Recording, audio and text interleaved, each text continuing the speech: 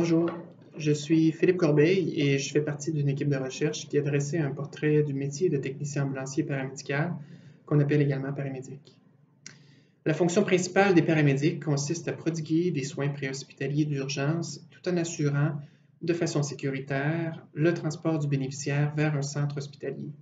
Notre projet a permis de dresser, je crois, un portrait clair du métier des paramédics, notamment dans le contexte québécois, et également un portrait clair des risques et des difficultés qui s'y rapportent.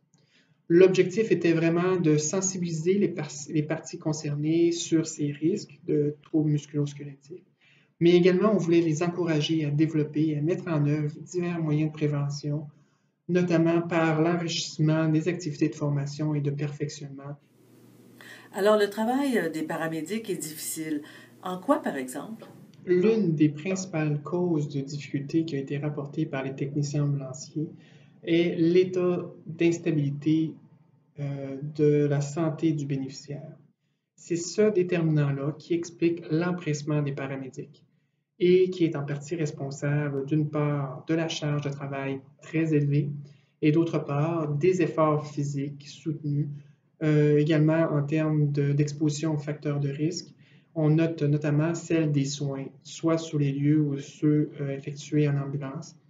Ces soins-là suivent un certain rythme qui est dicté par des procédures, par un protocole qui est bien défini.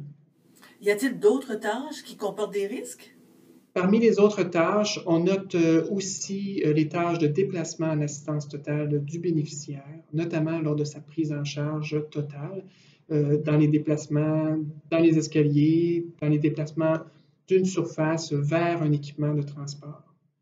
Généralement, ce type de tâche-là sollicite un niveau d'effort physique vraiment important.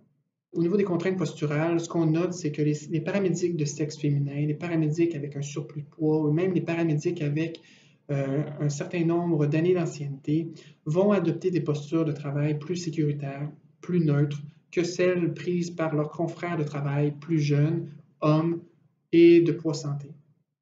En ce qui concerne la culture d'entreprise, ce qui est véhiculé, c'est que chaque minute compte. C'est qu'en situation non urgente, les temps de travail, les durées des tâches de soins, des déplacements du bénéficiaire sont les mêmes que celles qui ont été observées durant les situations urgentes. Par contre, ce qu'on observe, c'est que dans les situations urgentes, il y a un gain de temps et ce gain de temps est principalement observé durant la conduite du véhicule ambulancier.